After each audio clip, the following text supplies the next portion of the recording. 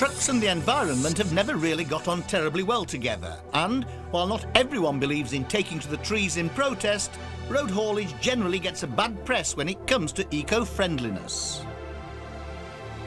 But from the land of ABBA and the midnight sun, these fiendishly clever Volvo people have had a go and come up with this, the environmental concept truck.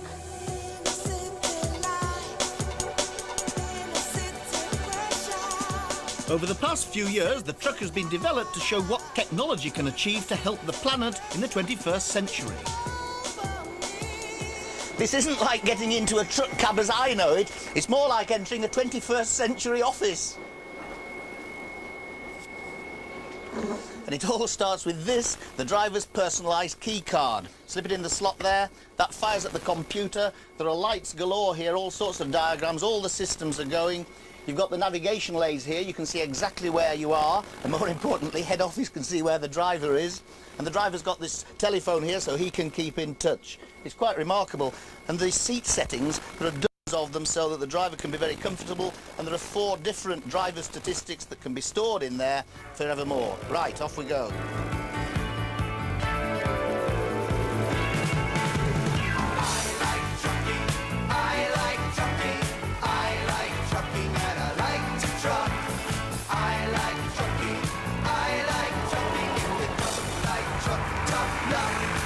Although it proved quite easy to drive, because it cost £10 million to develop, the Volvo boffins were rather anxious that I had one of their number alongside me. If you want to, you put the finger on the speaker, then you have the radio and the CD player.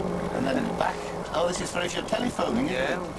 But telephones and computer screens notwithstanding, what really makes the ECT special is its hybrid engine. It has a low-emission gas turbine which works together with a high-speed generator. This propels energy to an electric motor fitted on the rear axle, and any surplus energy goes to the batteries for storage, which can then be used to provide power for 20 pollution-free miles. In fact, as far as technical wizardry goes, Volvo haven't skimped on anything, from the high-intensity ultraviolet lights to specially made low-friction tyres. Now, normally when you're driving a truck, you do spend a lot of time looking in the mirrors. Here, there aren't any at all. What there are video screens with the cameras showing what you would normally see through a driving mirror. And I find that a little disconcerting, especially when the sun shines into the camera. Mind you, when reversing, the video cameras come into their own. When backing up, you know to the inch just where you are.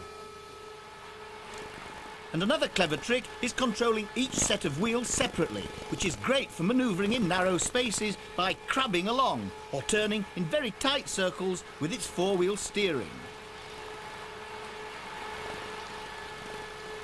But Volvo weren't spending all their time developing the ECT. Using the same technology and know-how and a further £5 million, they produced the environmental This is certainly a unique feeling sitting in the centre driving along here. You've got very good vision on both sides. Of course, the Swedes used to drive on the left, and then 20 years ago they changed to the right, so we're in the middle now, so we're catering for all tastes. In fact, the controls of the bus are like those of the truck, and it handles in a very similar way, despite the batteries and drive system being stored in the roof. It's built from high-strength, low-weight aluminium, and the compartment is shielded by steel roll cages. Computer-controlled suspension adds to the safety, and if the bus rolls in one direction, the computers will cut in to keep it on an even keel. There's a huge amount of room inside with the seats attached to the safety cage. And there are trapdoors in the floor, just in case the unthinkable happened and it turned over. It has a low floor and plenty of headroom.